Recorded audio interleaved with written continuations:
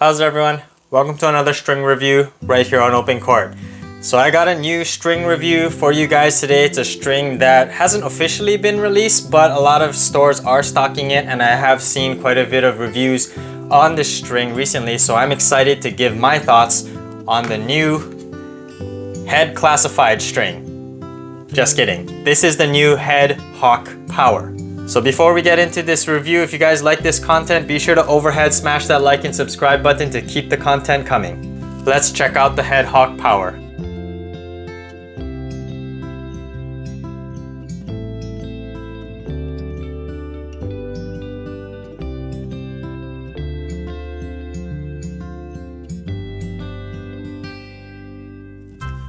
First of all, I want to give a much deserved shout out to On Point Sports right here in Hawaii. That's where I got this string. They have it in stock. If you guys are on Oahu, in Hawaii specifically, and you want to check this out, check out On Point Sports to get your hand on this string, as well as many other products in the tennis and sports market.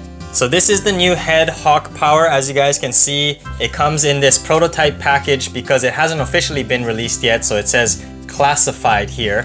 What's pretty cool about this is that it says made in USA. Up till now, Head is an Austrian-based brand, but they've outsourced their manufacturing of their strings to China. This, as far as I know, is the first Head string to be manufactured here in the US of A. So I got the 17 gauge 125mm here. I'm assuming that they're going to probably release other gauges. So far, I could only find the 125. And if this Hawk Power is going to be in line with the rest of the Hawk series, the regular Hawk, the Hawk Rough, and the Hawk Touch, those all run about $16. So I'm assuming that's going to be the price point for this, right around $16. So I got the Head Hawk Power string in my hand right here. It comes in this unique color. They're calling it petrol blue. It is, I think it's a traditional round poly. I apologize, because this string hasn't been officially released, there isn't much information on it, so I don't know what technologies or anything go into this, the string profile, but it feels like a traditional round poly. If this is anything like some of the other power strings on the market, like the Babala RPM Power, I believe that this is going to be on the softer side. Head Hawk Touch is pretty soft. Head Hawk Original is pretty stiff, so I think this is going to lie somewhere in between. So I'm going to string up this Head Hawk Power in my Head Graphene 360 Speed Pro. I'm going to string it up at 50 pounds in the mains and 48 in the crosses. This is a tight 1820, so I tend to go a little bit lower on tension, but I'm looking to see if this string will have that bite, even though it is a round string, and if it's going to have that crisp, lively feel, or if it's going to be on the slightly muted side. Let's find out. So let's get into this playtest of the new Head Hawk Power.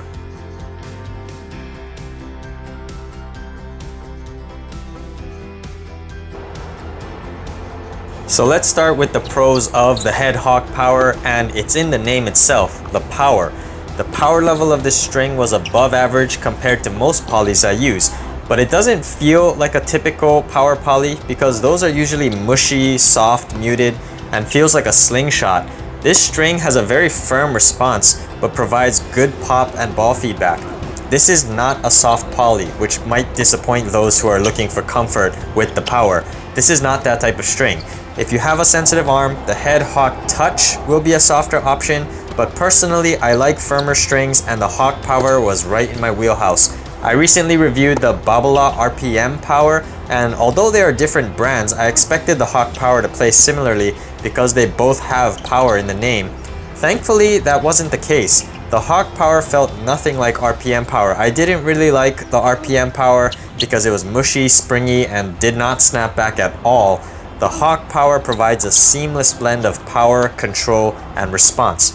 It actually feels like a rounded Head Lynx Tour. The responses are similar, but I'd say the Lynx Tour is more crisp. The power also translated well to the volleys. I was able to punch through chest-high volleys for winners, and overheads had decent power as well. The low volley is where crisp and powerful strings really benefit me because I have to keep a short swing, make solid contact, and keep the ball low over the net. The Hawk Power's response allowed me to control the height, and the pop gave me control over depth with very little effort. One of the biggest pros I noticed was the tension retention. I played with the Hawk Power about 4 sessions, pretty vigorously, and I did not notice any change in the response of the string bed at all. This was very surprising for me because I like to attack the ball and the abuse I put on the strings tend to stretch it out, but this string held tension throughout the playtest, and it is one of the better strings I've used to date in terms of maintaining tension. My favorite shots to hit with the head Hawk Power were my aggressive forehand returns and my serves.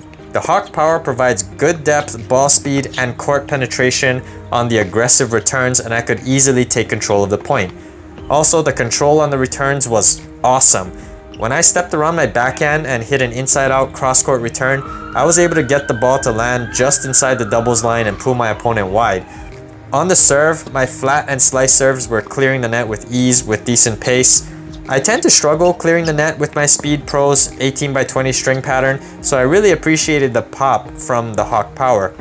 The slice serves didn't slide across the service box in the way a spin-oriented string would make it, but it had some added pace, which was a welcome trade-off. I was also pleasantly surprised at the kick serve. I wasn't expecting much out of a simple round poly. The coating didn't even really feel that slick, but I was getting my kick serve to jump up a pretty decent height, definitely more than expected using an 1820 racket. The response of the Hawk Power is also something I vibed with. I prefer crisper playing strings with that slightly stiffer response so I feel connected to the ball, and this string's firm feel gave me the confidence to stay on the gas and rip the cover off the ball on aggressive swings. On the drop shots, it wasn't as responsive as I would have liked, but that wasn't so much an issue because I could still place angle volleys and hit short angle ground strokes into areas where my opponents struggled to reach them. I really felt the Hawk Power shined from all areas on the court: the serve, returns, ground strokes, and volleys, and there were very few issues I had with it personally, but let's address some of those issues now. So moving into the cons of the head Hawk Power, I really didn't have too much issue with this string, just some nitpicks and maybe what I think people should keep in mind before trying this string. First, the spin level on slices and kick serves were good, but if I flattened out my aggressive returns, the ball did not have that last second dip that I get from Lynx Tour because of that natural spin from a shape string. So on the ground strokes, unless I swung more low to high, I didn't get the ball diving inside the baseline, and I sent many returns long, especially the second serves when I stepped in and really ripped it. The spin level is better than head Hawk Touch, but is not on the level as shaped strings like Lynx Tour. Next, the firm response is something that I really liked, but I know many players out there suffer from sensitive arms, and I think this Hawk Power will be a little on the stiffer side. I strung it in a tight 1820, so that perhaps added to the stiffness, but it's not as stiff as original Hawk, but definitely not as soft as Hawk Touch. I would say the stiffness is right around the level of Lynx Tour. It might even be a little stiffer because I feel the Lynx Tour softens up and drops a little bit of tension as the sessions add up, but I didn't notice the Hawk Power loosening up at all. The good thing though is that there is no break-in period with the Hawk Power, so what you get freshly strung is what you can expect for the next few play sessions with the Hawk Power. So who is the new head Hawk Power string for? The string is firm, the response is crisp, it gets good power, and provides good control on those full swings. Sound familiar? It pretty much plays like head Lynx Tour, which is one of my favorite strings, so if you like that one, I think you will also like the new Hawk Power. Keep in mind, this string is more expensive than Lynx Tour, but it offsets that cost by retaining tension and being durable, so that shouldn't keep people away. The Lynx Tour is better at generating spin, so I don't think heavy spin players will enjoy the Hawk Power as much, but I think baseline attackers and grinders will find plenty of control and power with this one. So if you're looking for both power and control in a firmer package, give the head Hawk Power a try. Other than the average level of spin and the stiffness, I really don't see any other flaws with this new addition to the Hawk line, and I feel head is not mentioned enough when it comes to their strings. They keep producing good options like the Hawk and the Lynx series, and I'm curious to try some of the other lineups within the head brand as well.